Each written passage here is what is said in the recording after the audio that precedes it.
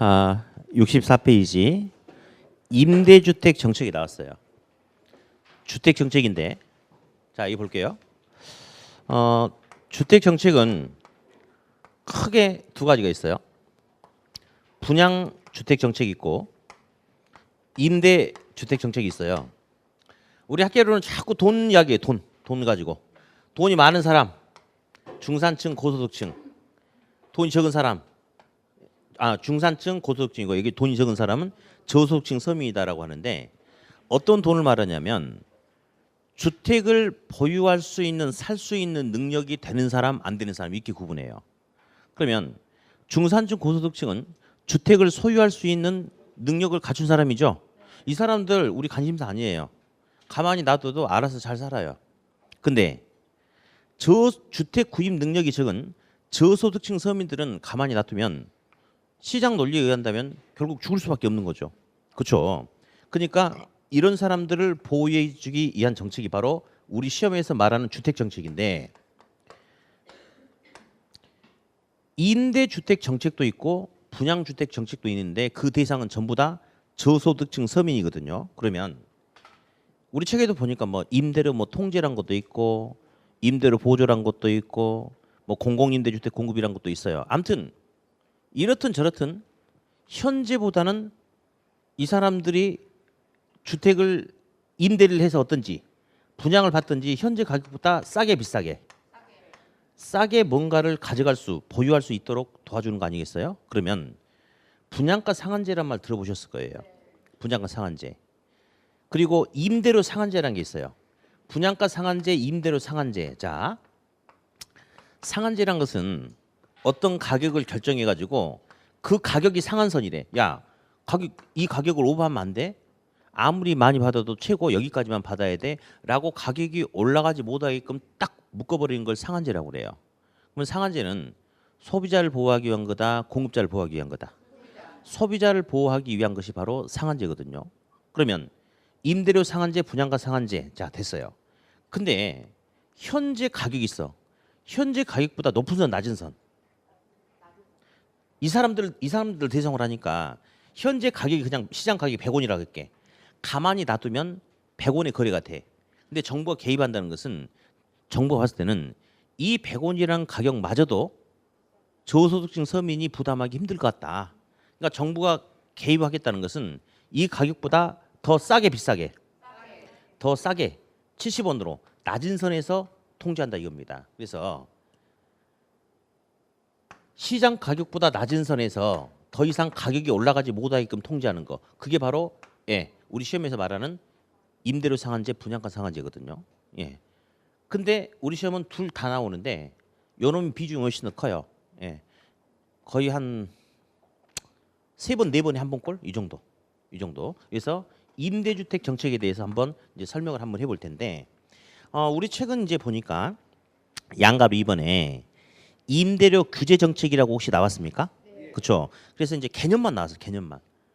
근데 시험은 이런 개념 가지고는 전혀 대비가 안 돼. 근데 이거는 입문서니까 이런 개념이에요라고 개념만 나왔는데 이거는 전혀 시험 대비용이 아니고, 그래서 여기서는 책이 없지만 몇 가지 잠깐만 좀 체크 좀 하고 넘어갈게요. 체크 좀.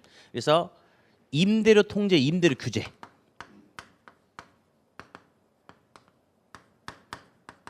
요거에 대해서 이제 한번 가볼 거예요. 자, 어디? 첫 번째. 임대료 통제의 형태를 이제 한번 볼 거예요. 형태. 근데 한번 그려 볼까요? 우리가 저번 주에 이제 수요 공급을 하면서 했는데, 자, 잠깐 한마디 더 할게요. P가 뭐냐면요. 프라이스 가격이에요. 임대료는 렌트 R이거든요. 근데 우리 시험은 임대료와 가격을 동일한 용어로 씁니다. 그래서 임대료 어쩌고 저쩌고 해놓고 사실은 R이라고 쓰는 게 맞죠. 근데 P라고 쓰든 R이라고 쓰든 그냥 똑같은 개념으로 시험에 나옵니다. 자, 그럼 보자. 수요 곡선이 이렇게 주어졌고 공곡선이 이렇게 주어졌어요. 자, 수요 공곡선이 교차하는 점이 바로 균형점이라고 이야기해요. 균형점. 그러면 이 균형점에 의해서 현재 시장 가격은 임대료는 100원. 주택은 10개가 임대차가 되고 있다라고 가정하자.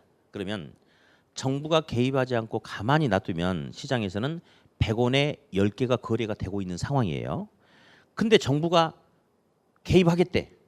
왜 개입하느냐? 정보 보니까 저소득층 임차인은 이 100원이라는 임대료를 지불하기에도 부담스럽다 이거죠. 그러니까 정보 가만 놔두면 안 되고 개입하겠대. 근데 현재 가격보다 높은 선에서 야 앞으로 120원 받아. 이게 말이 돼요 안 돼요? 아이씨 말이 안 되는 거죠. 그러니까 높은 선에서 가격을 통제한다는 것은 말이 안 돼요. 말이 안 되죠. 근데 오답으로만 나와요. 가끔 여기도 오답이 어떻게 나오냐면요. 임대료 상한제는 현재 시장 가격보다 높은 선에서 또는 현재 시장 가격 이상으로 가격을 통제해서 어쩌고 저쩌고 말 안 되는 거죠? 틀렸죠. 여기도 마찬가지야. 분양가 상한제는 현재 시장 가격 이상으로 가격을 통제해서 무주택 서민의 어쩌고 저쩌고 말 안 되는 거죠? 그건 오답으로만 나와. 말이 안 되는 겁니다. 근데 당연히 현재 시장 가격이 100원이라면 100원보다 싼 70원의 가격을 통제한다. 이게 맞는 거 아닌가요? 그렇죠? 자, 그럼 일단은 임대료 통제는 균형 가격보다 낮은 선에서 가격을 통제합니다. 싸게 통제하는 거죠. 싸게. 그렇죠? 네. 싸게 통제하는 거예요. 자, 근데 이제 여기서부터 또 시작이 돼요. 가격을 싸게 통제하면 좋아할까요? 싫어할까요? 좋아해요. 그렇죠. 어이구 이제 눈치가 있네. 소비자는 좋아하지만 건설사는 돈이 안 되는 거 아닌가요? 그렇죠. 그럼 이제 어떤 현상이 나타나냐면요. 원래는 100원에 10개를 사고 팔기로 했는데 가격을 싸게 통제해 버리니까 소비자는 싼데 하고 수요량이 13개로 수요량이 증가할 수 있겠죠. 예를 들어서. 근데 공급자는 돈이 안 되니까 공급량을 줄여버려. 그래서 공급량을 7개로 공급량을 줄일 수 있겠죠. 그러면 공급량보다 수요량이 더 많죠. 한마디로 반대로 이야기하면 주택이 남아 부족해. 부족하죠. 당연합니다. 가격을 싸게 통제하면 건설사가 돈이 안 되니까 공급을 줄이거든요. 그러면 결국은 주택 부족 현상이 나타나는 거죠. 그게 이제 핵심이거든요. 그러면 싸게 통제하면 공급량은 줄어들고 수요량은 늘어나니까 초가 뭐가 되겠어요? 수요가 더 많아지는. 그러니까 초과 수요란 것은 공급하고 수요가 있는데 공급은 7개고 수요는 13개면 수요가 공급을 초과했다 이거 아닙니까? 초과 수요예요. 초과 수요란 것은 물건의 공급량이 충분한 것이다, 부족한 것이다. 부족한 것이죠. 그래서 초과 수요 주택 부족의 문제가 생긴다는 거. 네. 자, 그러면 이제 또 한번 이야기해 봅시다. 일단 거의 대부분의 문제는 사실은 틀린 거 고르시오. 그러면 답은 거의 여기서 그냥 끝나는 경우가 일반적이에요. 어떤 오답이 나오냐? 틀린 거 고르시오. 임대료 통제는 균형 가격보다 높은 선에서 통제해야 된다. 이게 답으로 그냥 나오든지 아니면 임대료 통제를 균형 가격보다 낮은 선에서 가격을 통제할 경우 주택 시장에서는 초과 공급이 나타난다. 아니죠. 초과 수요가 나타난다. 그래서 거의 틀린 거 고르시오. 그러면 그냥 여기서 끝나는 게 일반적인데 사이드 지문들이 좀 있어요. 그래서 몇 개 더 볼 거예요. 어디? 균형 가격보다 낮은 선에서 싸게 통제하면 우리 공급자들이 싫어한다고 그랬죠? 그렇죠? 그러면 공급자는 공급을 증가시킬까요? 감소시킬까요? 그렇죠. 이제 공급자 반응을 한번 보니까 공급을 감소시키죠. 그러면 돈이 안 되니까 주택 착공량을 줄임에 따라서 양적 공급량이 줄어들 수 있겠죠. 그렇죠. 다음 돈이 안 돼가지고 열받아 죽겠는데 임차인이 아저씨 좀 있으면 겨울도 오고 뭐도 오니까 도배도 다시 해주고 보일러도 교체해주고 창도 이중창으로 바꿔주세요. 뭣도 해주세요. 자꾸 주택의 질적 개선을 요구하면 임대인이 한마디 던지겠죠. 너 염장 지르니 그럴 거 아니에요. 돈도 안 되는데 임대인이 이 임대주택을 적극적으로 고쳐주지 않겠죠. 그러면 주택의 질이 좋아지겠어, 나빠지겠어? 주택의 질이 나빠지겠죠. 당연합니다. 예. 그래서 일단 공급자 반응은 이렇게 나왔어요. 자, 그런데 이제 두 번째 수요자의 반응을 봐야 돼. 사실은 이 정책 자체는 임차인을 보호해주기 위한 정책 아닙니까? 그렇죠. 그래서 가격을 싸게 통제했어요. 낮은 선에서. 그랬는데 이제 부작용이 생겨요. 주택이 충분히 부족해요.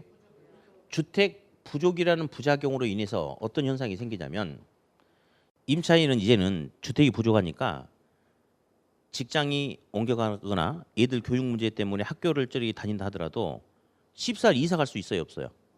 없죠. 주택 구하기 힘드니까. 그래서 임차인의 이동이 현저히 증가하겠어요, 감소하겠어요? 감소하겠죠. 예. 주택 선택에 큰 제약이 생긴다 이거죠. 그렇죠. 그래서 임차인 이동이 원활하게 나타날 수가 없어요. 또 하나 문제가 있죠. 예. 우리 이제 음성적 거래라고 그래요. 음성적 거래. 네. 음성적 거래는 양성적 거래가 아니고 음성적 거래는 불법 거래거든요. 자, 우리가 흔히 말하는 암거래 시장이 나타나요. 암거래 시장. 자, 우리 암표 아시죠? 암표. 암표는 물건이 남을 때 부족할 때 생기는 거죠. 부족 현상이 생겼잖아요. 그렇죠? 그러다 보니까 어떤 모습이 있냐면 정부가 공식적으로 허용하는 임대료 70원만 가지고는 주택을 구할 수가 없어요. 없어. 그러다 보니까 이제 주택 수요량은 13개인데 공급량은 7개밖에 안 되다 보니까 결국은 집주인 관리인한테 이만큼의 범위 내에서 웃돈을 지불해 줘야지만 결국 주택을 구할 수 있다 이거죠. 자, 보세요. 요건 합법적인 가격이에요. 요건 불법적인 가격이죠. 그렇죠? 이를 갖다가 그래서 음성적 거래에 의한 이중 가격을 부담해야 되는 그런 문제가 생기기도 한다라고 이야기를 해요. 이중 가격. 그러니까 공식적인 가격 외에 추가적인 웃돈을 지불해야 된다. 이런 것들. 그래서 우리 이제 시험에서 이제 나오는 방향들이 이 방향이에요. 이 방향. 사실은 취지는 좋았지만 정부가 이렇게 하다 보니까 이런 부작용이 생기더라. 요걸 이제 설명하고 우리 시험에서 풀어주는 게 이제 임대료 통제인데 하나 저는 물어보고 싶은 게 있어요. 이 파란색은 이렇게 했을 때 공급자 입장에서 나타나는 효과고 노란색은 소비자 임차자 입장에서 나타나는 효과거든요. 그러면 어디 시험에 이제 이것도 나오고 이것도 나오지만 임대인 입장에서 나타나는 효과하고 임차인 입장에서 나타나는 효과 중에 어떤 거에 더 비중을 많이 둘 것 같아요? 여러분 시험 출제위원이라면 그렇죠, 당연히. 그래서 임차자 입장에서 나타나는 부작용 요걸 갖다가 시험에서 더 강조합니다. 자, 그러면 아까 우리 1교시 때 시장 실패, 정부 실패란 말 살짝 들어보잖아요, 우리. 그죠? 그러면 지금 이거는 이런 부작용이 생겼으니까 성공한 게 아니고 실패한 거죠? 자, 이거 무슨 실패죠? 시장 실패일까요? 정부 실패일까요? 그렇죠.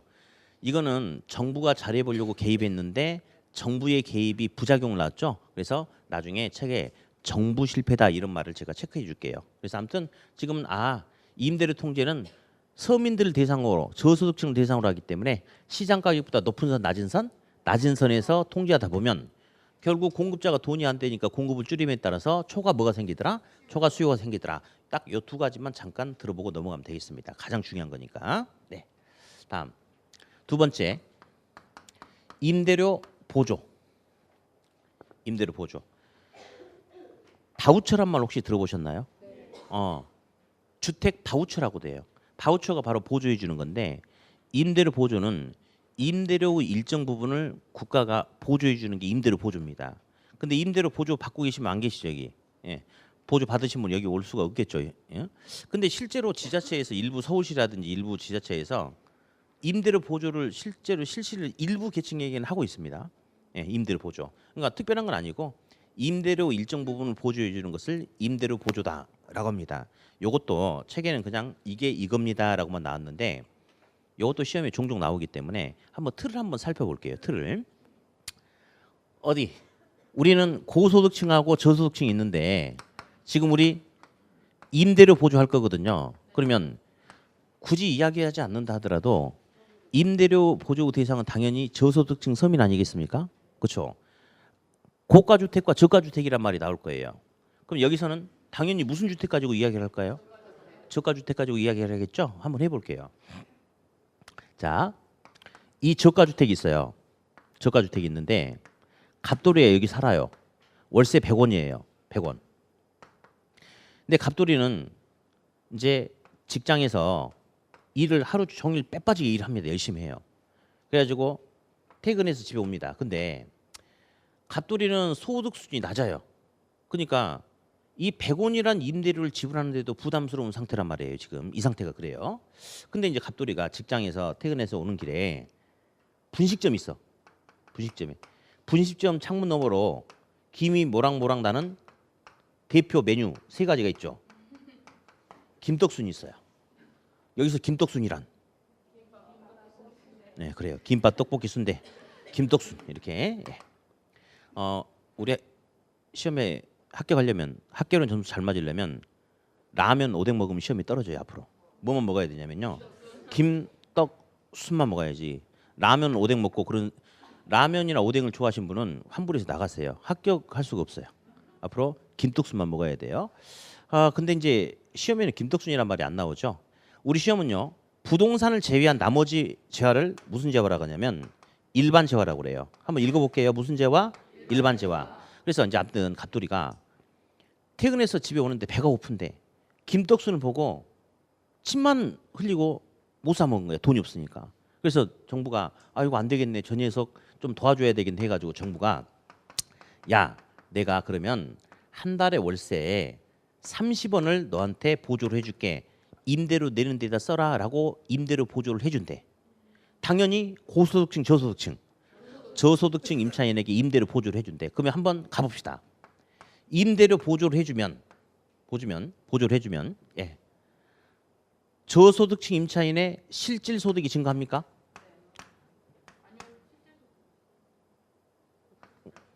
어머 깜짝이야. 증가하지. 자 다시. 내 월급이 500원이었어요. 500원인데 그중에 월세를 내 돈으로 온전하게 100원을 다 내야 돼요. 지금 상황이. 근데 정부가 월세 30원을 보조를 해주면 내 돈에서 70원만 나가면 되죠. 그럼 회사에서 받는 월급은 똑같지만 내가 지출해야 되는 돈이 그만큼 줄었잖아요. 그러면 그게 바로 실질적인 소득이 늘어나는 거죠. 회사에서 받는 월급은 똑같지만 그래서 실질 소득이 증가하는 거죠. 예, 깜짝 놀랐어요. 지금 방금. 그러면 실질 소득이 증가하면 돈이 더 많아졌다 이거죠? 그러면 수요가 증가할까요? 감소할까요? 수요가 증가하는 상황이 됩니다. 근데 시험에는 2가지가 나옵니다.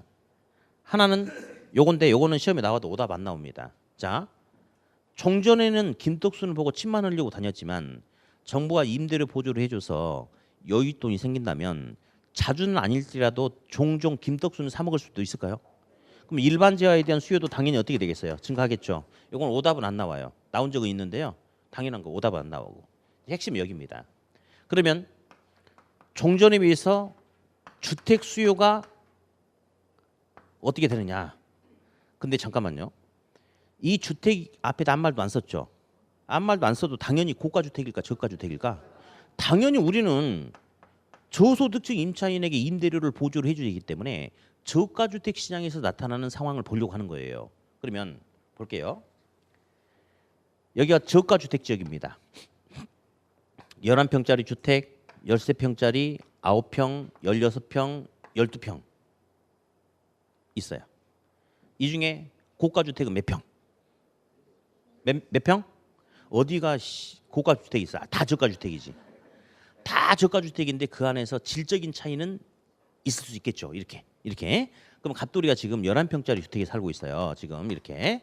근데 정부가 임대료 보조를 해주면 저가 주택에 대한 수요가 증가할까요? 감소할까요? 여기서 오답이 제법 나왔는데 찍어봐. 증가 감소? 감소? 그럼 저가 주택에서 수요가 감소해서 어디로 가려고? 정부가 임대료 몇 푼 보조해 준다고 해서 그 돈 가지고 이 동네 떠나서 고가 주택 지역으로 갈 수 있나요? 아니죠. 저가 주택 수요가 증가. 여기서 오답이 제법 나와요. 그래서 수요가 어떻게 늘어나냐면요. 갑돌이는 11평짜리 주택에서 가족이 5명 살았어요. 너무 좁았거든요. 근데 정부가 임대료 보조를 해주다 보니까 옥탑방을 하나 더 얻어가지고 우리 큰아들 둘째 아들은 여기서 공부하고 내려와서 밥 먹고 이렇게 지내게 할 수도 있죠. 그러면 종전보다 양적 수요가 증가할 수 있겠습니까? 양적 수요가 증가할 수 있겠죠. 그렇죠. 다음. 갑돌이는 11평짜리 벗어나고 싶어요. 근데 정부가 임대료 보조를 해줬어. 정부가 임대료 보조해 준 돈 가지고 이 동네를 벗어날 수 있어요, 없어요? 말도 안 되죠. 그래서 우리 시험은요. 한 번 저소득층은 영원한 저소득층이다. 이런 논리 속에서 움직이는 거거든요. 그러면 정부가 임대료 보조를 해주면 이 돈 가지고 이 동네를 벗어날 수는 없어요. 대신에 11평짜리 살다가 좀 더 질이 좋은 좀 더 넓은 주택으로 이사 갈 수 있어요? 없어요? 있죠. 그래서 양적 수요, 질적 수요가 증가한다라고 이렇게 이야기를 하는 거예요. 이렇게. 예. 그래서 나중에 함정이 여기 조심해야 돼. 여기서. 예. 저가 주택의 수요가 감소한다 하면 안 돼요. 정부가 임대료 보조해 주니까 실질 소득이 증가해서 저가 주택 버리고 딴 지역으로 갈 수가 없어. 저가 주택에 대한 수요가 증가한다라고 해야 돼요. 증가한다. 예. 대신에 종전보다 양적인 질적인 수요가 증가한다. 이렇게. 그래서 이런 부분이 나중에 함정이 돼요. 함정이. 그래서 이제 이틀만 지금 보면 돼. 여기까지만. 예. 다시 할게요. 정부가 임대료 일정 부분을 보조해 주는 게 임대료 보조인데 임대료 보조를 해주면 저소득층 임차인의 실질 소득이 뭐하고 증가하고 그럼에 따라서 저가주택에 대한 수요가 어떻게 된다? 증가한다. 한 번 저소득층은 영원한 저소득층이다. 그렇게만 지금 딱 잡으면 돼요. 네. 다음 책의 동그라미 3번에 보니까 공공임대주택 정책이란 게 있잖아요. 그죠? 시험에 거의 안 나와요. 가끔 나와. 이론은. 근데 진짜 시험에 잘 나오는 게 있어요. 공공임대주택 공급 제가 나중에 이론을 설명할 거예요. 뭐 사적시장, 공적시장 이런 거 어쩌다 나와. 근데 진짜 잘 나온 것은 아까 우리 앞에서 정부의 직접 개입, 간접 개입 들어본 적 있었죠?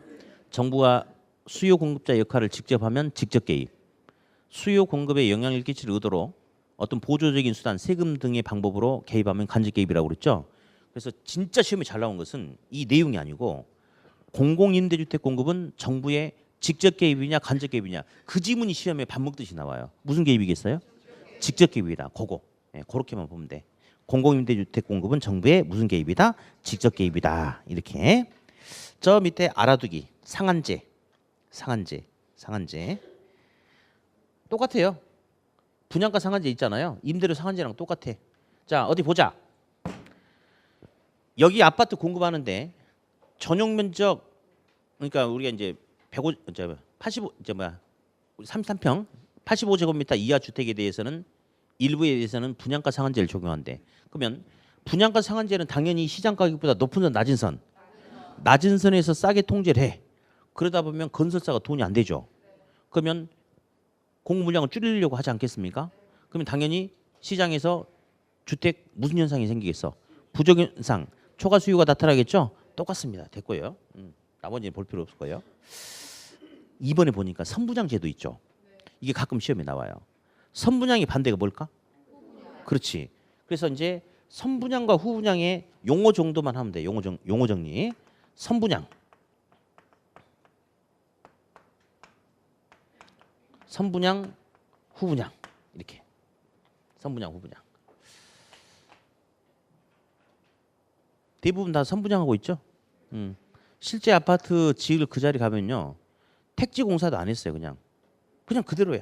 뭐 펜스나 대충 쳐놓고 막 이렇게 그래놓고 사람들 잘 다니는 데다가 모델하우스 만들어 놓고 이렇게 똑같이 만들어 줄 테니까 돈 준다라고 약속하고 돈 먼저 걸어봐. 만들어 줄게. 그게 바로 선분양이에요. 그러면 선분양은 소비자 중심의 마케팅일까요? 공급자 중심의 마케팅일까요? 공급자 중심의 마케팅이다. 그렇게 이야기를 하죠. 근데 후분양은 일정 공정까지 거의 한 60% 이상 시공 후에 분양을 하는 겁니다. 그러면요. 입지 상태가 다 드러나요. 그리고 야 저기 건물 짓는데 뭐 바닷물을 갖다 쓸 수는 있지만 세척을 제대로 않고 막 대충 했다더라. 어쨌다더라. 자재 안 좋은 거 썼대. 뭐 어쩌대. 그래 버리면 어때요? 예, 분양 안 돼 버리겠죠? 예. 아무튼 그렇게 하는 게 후분양이야. 그럼 얘는 누구 중심의 마케팅이에요? 소비자 중심의 마케팅이죠. 그렇죠? 이렇게. 우리 그 근래 저기 뭐야 과학기술원 쪽인가요? 그 금호 어울림인가? 그 테라스인가? 그 분양 받으신 분 손 들어봐. 아니 손 들어봐. 어머 손 든 거예요? 왜 이렇게 해서 깜짝 놀랐잖아. 좀 깔라고 지금 깔라고 하는데 갑자기 나는 이렇게 하고 있으니까. 네. 근데 앞전에 수강생 분도 이렇게 넣었는데 당첨돼가지고 얼른 또 한 3천 피 받고 넘기고 해가지고 되게 기분 좋게 다니신 분도 계시고 그러던데. 근데 이제 거기 같은 경우도 선분양이 후분양이에요. 선분양이죠. 이제 분양 가격도 사실은 좀 되게 파격적으로 비싼 거죠, 사실은. 근데 이제 피도 보면 거의 이제 이게 시장 논리에 의해서 피가 붙는 건 아니고 중개업자들이 선도를 한 거예요. 선도 중개업자들이. 그래가지고 강제로 피를 붙여놓은 거예요. 요 타입이 얼마, 요 타입이 얼마 해가지고 그러니까 시세를 그러니까 수요 공급 논리에 의해서 그게 된 게 아니었어요. 아예 그러니까 이제 요즘에는 그 건설사들이 시행사들이 뭘 하냐면요. 이렇게 모델하우스 오픈하기 전에 지역 중개업자들한테 사업 설명을 미리 다 해요. 다 해가지고 이렇게 되고 이런 게 있다. 그래가지고 벌써 그 자리에서 피 형성이 딱 이렇게 딱 다 맞춰 놓은 거야 이렇게. 그래서 중개업자들 형성을 다 해가지고 그 선에서 계속 돌려버린 거예요. 근데 이제 저는 이제 들은 말이 그래. 근데 뭐 좋을 수도 있지 뭐 쾌적성이 있을 수도 있으나 모르는 사람들은 있잖아요. 모르는 사람들은 나중에 후회할지도 모를 수도 있을 수도 있어요. 왜냐하면 지금은 몰라. 아직 땅을 안 깎아 놓으면 안 보이는 거예요. 근데 땅을 깎아 놓으면 그리고 건물 딱 들어서면 그때부터 저 앞에 골프장 실내 골프장 있네. 밤새도록 불 켜져 있죠. 밤새도 뚝딱 소리 나죠. 막 그런 것부터 시작해가지고 좀 재반 여건이 좀 불비할 수 있는 그런 것도 있고요. 그 외에 이제 뭐 장점도 물론 있겠지만 아무튼 선분양을 하다 보면 사람들이 그런 거 모르지. 예, 그게 선분양이고. 근데 후분양은 땅 다 깎아놓고 건물 뼈대가 다 들어서 있어요. 그렇기 때문에 소비자에게 물건을 보고 고르라고 하는 게 후분양이에요. 그러면 잠깐만. 시험에서는 이제 건설사 입장에서 어떤 게 장점이냐 단점이냐, 소비자 입장에서는 어떤 게 좋은 거냐 뭐 이런 것들 잠깐 건드리는데 살짝만 맛만 볼게요. 건설사는 선분양과 후분양 중에 뭘 좋아하겠어요? 그렇죠. 미리 분양하면 마케팅에 대한 불확실성 위험도 줄어들고 미리 분양을 해버렸기 때문에 분양 대금을 공사비로 땡겨 쓸 수 있는 장점도 있어요. 그렇죠? 근데 선분양을 했을 경우 소비자는 안 좋은 것도 있을 수 있겠죠. 입지 조건이 좋은지 안 좋은지 땅을 깎아봐야 하는 건데 처음에 모르고 사는 거야. 그렇게. 또 모델하우스는 이쁘게 지어놓고 실제 자재는 안 좋은 거 쓸 수도 있고 뭐 그런 문제가 있을 수도 있겠죠. 그래서 아무튼 뭐 건설사는 선분양 좋아하고 뭐 소비자는 후분양 좋아한다. 이렇게 대충 감만 잡으면 돼요. 감만. 예. 선생님 그렇지 않을 수도 있지 않겠습니까? 그러면 그런 거 물어보지 마. 왜냐하면 나중에는요. 이제 3월달 넘어서면 제 강의가 굉장히 강압적인 강의로 바뀝니다. 왜냐? 이제 철저하게 우리는 시험에 맞춰서 전투형 수업을 해야 돼. 전투형. 실전 전투형. 시험에서 원하지 않는 방향은 절대 생각도 하면 안 돼. 우리 시험에서는 다른 거 사실은요. 선분양도 장단점이 있고 후분양도 장단점이 있고 많아요. 근데 우리 시험에서는 공급자는 요거 좋아하고 소비자는 요거 좋아한다. 끝. 그 정도만 나오는 겁니다. 그래서 용어 정도만 정리하면 되겠다. 자, 이제 65페이지 보니까 이제 조세 정책이 나와요. 조세 정책. 세금.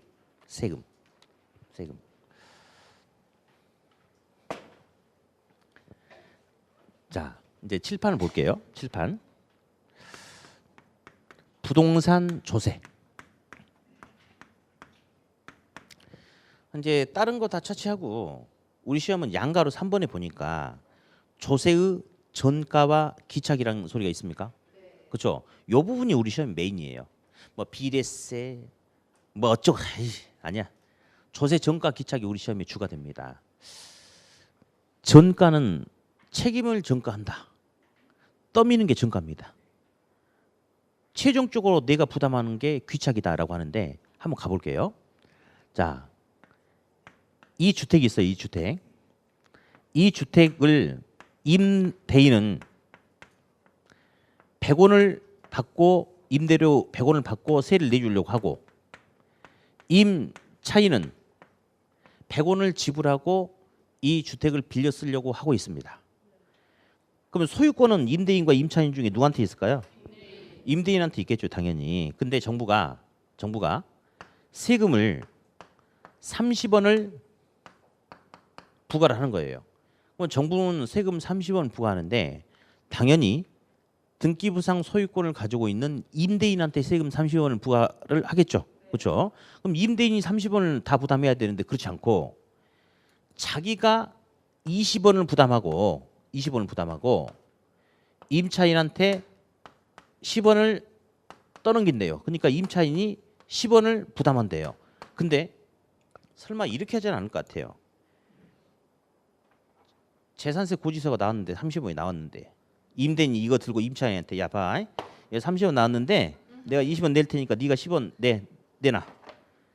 이렇게 하면 말도 안 되는 거지. 그러니까 임대인은 기존 임대료가 100원이었죠. 100원에다가 야 다음 달부터 임대료 10원 올릴 거야. 해서 너 다음 달부터 110원 내. 요렇게 해서 뜯어내는 거 아니에요? 맞죠? 이걸 갖다 정가라고 그래요. 떠미는 걸 정가. 그럼 10원이 정가죠? 그러면 세금 10원을 떠밀었어. 정가 10원이야. 그러면 임대인은 30원 중에 얼마를 부담했어요? 요게 임대인의 귀착분. 임차인은 10원을 떠안았죠? 임차인의 귀착분. 조세 전가 귀착이라고 이야기해요. 떠미는 금액이 정가고 최종적으로 본인이 부담해야 되는 금액을 귀착이다라고 그렇게 이야기해요. 조세 전가 귀착. 일단 용어 정리 한번 해봤고요. 다음. 그러면 사실은 임대인은 세금 30원 중에 임차인한테 얼마를 전가시키고 싶었을까요? 그렇죠. 역시 여러분들은 악독한 임대인의 피가 흐르고 있어요. 아주 임대인의 피가 흐르고 있어. 이제 뭐만 생기면 돼? 이제 건물만 있으면 돼. 건물. 근데 임대인의 피는 흐르고 있고 이제 건물만 생기면 여러분들은 완전히 악독한 임대인이 될 수가 있는 거지. 예, 이렇게. 자, 그러면 이런 예를 가지고 우리가 한번 해볼 거예요. 예, 우리가 저번 주 제가 이렇게 목차이슬 하면서 했던 그 강의 할 거예요. 우리 수요 탄력성이라는 것도 저번 주 해봤는데, 자, 수요란 사람은 돈 주고 물건을 선택 고르는 사람이다. 선택할 수 있는 대체재가 다양하고 많으면 수요가 탄력적. 선택할 수 있는 대체재가 제한되면 수요가 비탄력적. 그래서 고소득층은 저소득층에 비해서 주택 선택에 있어서 더 탄력적이다. 이런 소리도 한번 해봤었죠. 그렇죠? 그러면 이거 한번 해볼 거예요.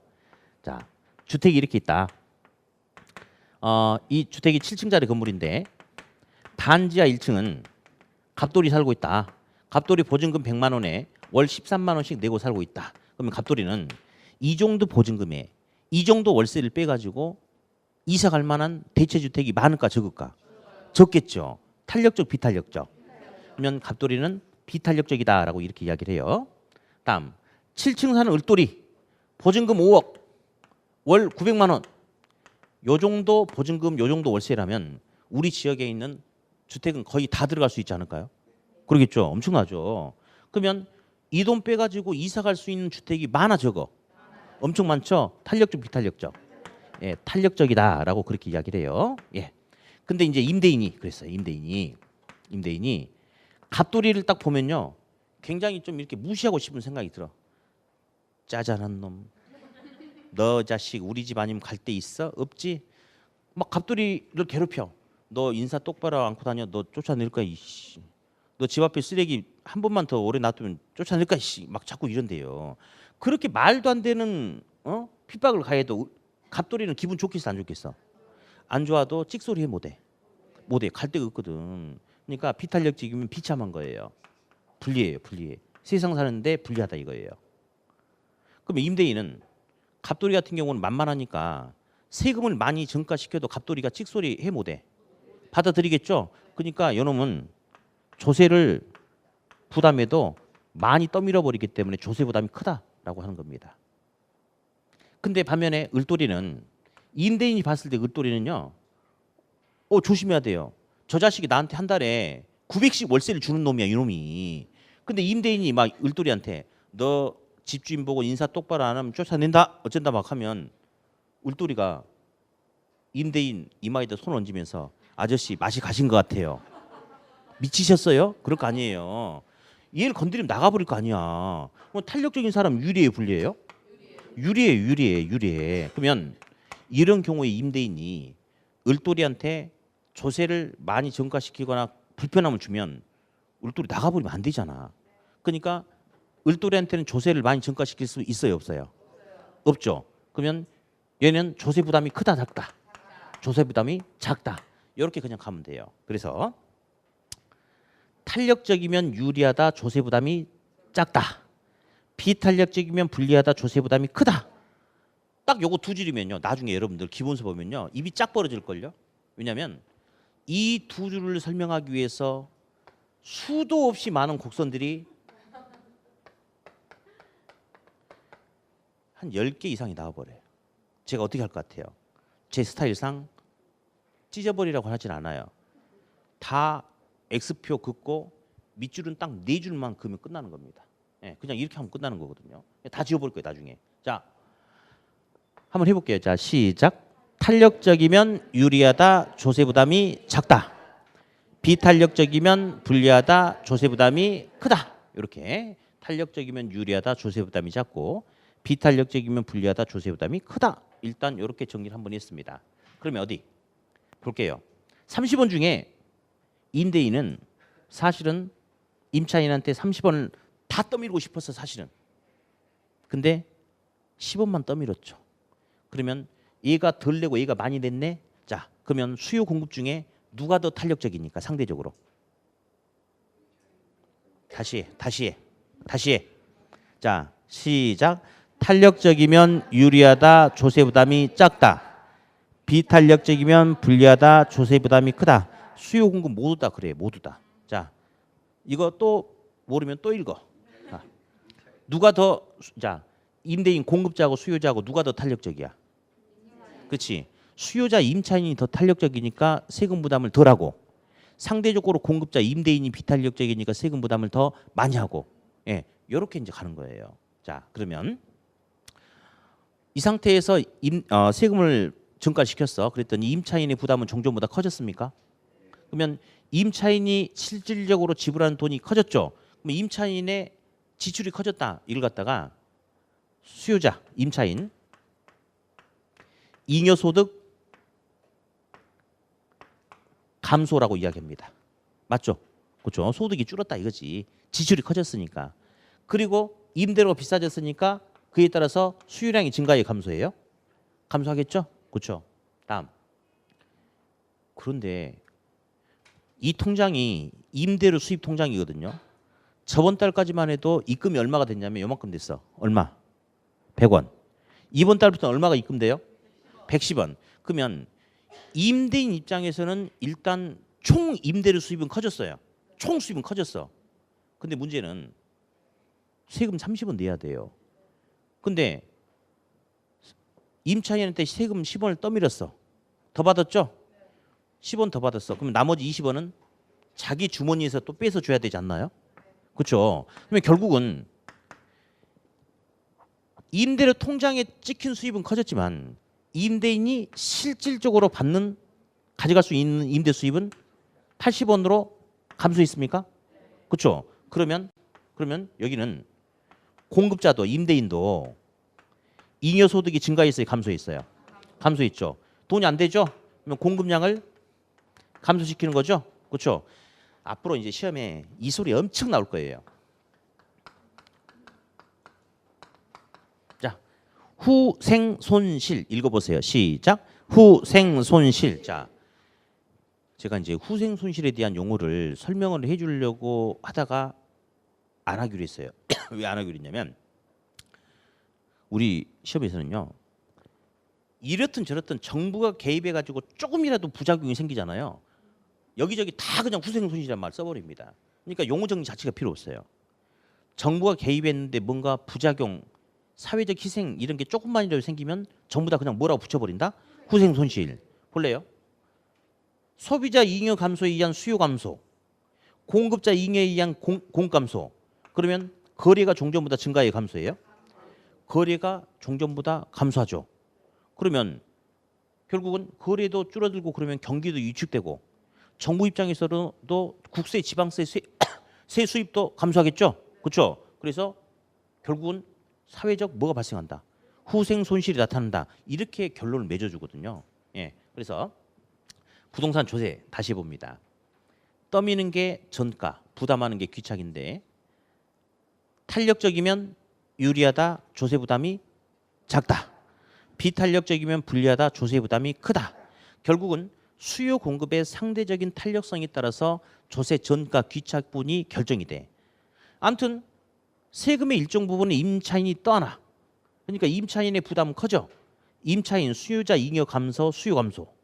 하나 공급자의 또 세금을 일정 부분 떠안기 때문에 공급자가 실제로 가져갈 수 있는 임대료 수입도 작아져. 그러다 보니까 공급자 잉여 감소, 공급 감소, 거래 감소, 사회적 후생 손실이 나타난다. 이렇게 틀이 딱 이어지는 겁니다. 이렇게. 그래서 일단 기본적인 틀을 봤습니다.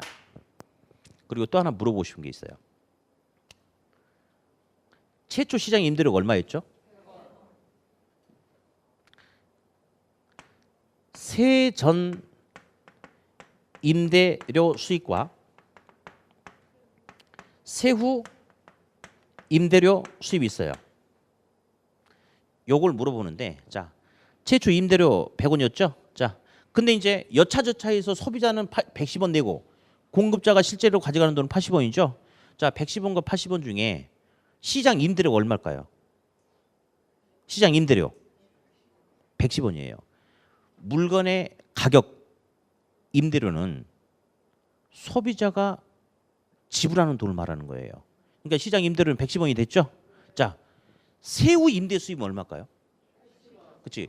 세후 임대 수입은 세금까지 다 털고 순수하게 임대인이 가져갈 수 있는 소득을 말하는 거죠. 그러면 임대인은 총 수입은 얼마야? 110원인데 세금 빼고 났더니 실제로 자기가 가져가는 돈이 얼마예요? 80원이죠. 그래서 앞으로 시험에서 이 80원을 임대인이 실제로 받을 수 있는 임대료 수입이라는 표현으로 그렇게 나오기도 하고 세후 임대 수입이라고 표현이 나오기도 해요. 그러니까 둘이 똑같은 말이야. 자, 세후 임대 수입이란 것은 요거 110원 임대료를 말하는 게 아니고 누가 대인이 이것저것 다 빼고 실제로 받아갈 수 있는 돈, 요 돈을 갖다가 뭐라 한다? 세후 임대 수입이다. 그렇게도 한다는 거. 그래서 요게 바로 부동산 조세에서 가장 강조하는 부분이고, 그다음에 이제 저 밑에 알아두기 파트가 하나 있는데요. 이제 요게 이제 시험에 어쩌다가 나오는 건데 저 밑에 3번에 보니까 소득 재분배 보이세요? 용어. 소득 재분배. 그 용어 정리만 잠깐 하고 갑시다. 소득 재분배는 모든 사람이 균등하게 소득을 나눠 가지는 것 아니에요. 그런 게 소득 재분배가 아니고 우리는 시장 속에 살기 때문에 시장 논리는 고소득층과 저소득층이 당연히 갈릴 수밖에 없어요. 아니 투자한 돈이 많고 능력 발휘가 크고 노동의 시간이 많으면 대가를 많이 받고 투자한 돈이 적고 능력 발휘가 적고 노동의 시간이 적으면 조금 받고 당연한 거 아닌가요? 당연합니다. 그러니까 빈부격차가 벌어진 것은 그거는 거부할 수 없는 거 당연한 거죠. 당연한 겁니다. 당연한 건데 근데 너무 이렇게 벌어지다 보면 이거를 정부가 방치하다 보면 소득 격차에 따른 위화감이 조성되면 또 사회적인 큰 갈등이 될 수 있잖아요. 그러니까 고소득층들한테는 세율을 높이는 거죠. 세금 많이 내라고 하는 거예요. 많이 내라고 해서 정부가 그거 가지고 써. 저소득층은 세율을 낮춰 또는 감면해줘. 그래서 고소득층한테 많이 걷어가지고 쓴 돈을 가지고 저소득층의 주거복지를 위해서 써주면 그래도 소득 격차에 따른 어떤 위화감, 이런 갈등, 이런 것들이 좀 더 완화될 수 있겠죠. 그걸 갖다가 소득 재분배라고 이야기해. 그러면 감만 잡아. 그러면 소득 재분배 효과를 달성하기 위해서는 고소득층 고가주택, 저소득층 저가주택 분명히 소득 격차는 나는데 소득에 상관없이 무조건 세율은 1% 이렇게 해버리면 되겠어 안 되겠어? 안 되지. 안 되지. 그래서 고가주택 고소득층 세율을 높이고 저소득층 세율을 낮춘다. 그걸 갖다가 맨 밑에 혹시 누진세라고 보이세요? 그게 이제 차등 세율을 적용하는 것을 누진세라고 그렇게 이야기합니다. 누진세. 그래서 아무튼 지금은 소득 재분배 효과를 얻기 위해서는 고소득층은 세율을 높이고 저소득층은 세율을 낮춰야 된다. 고가주택은 세율을 높이고 저가주택은 세율을 낮춰야 된다. 그 정도 용어 정도만 잠깐 들어두시면 전혀 문제 없겠다. 이렇게. 자, 이렇게 해서 정리 여기까지 했고요. 한 장 넘겨서 이제 66페이지 보니까 기타 부동산 정책이 나와요. 그 중에 저기 양가로 2번하고 양가로 3번은 이제 제가 좀 이따가 설명을 좀 하고 넘어가야 될 그런 부분이 있어요. 그래서 잠깐 휴식했다 진행하겠습니다. 예.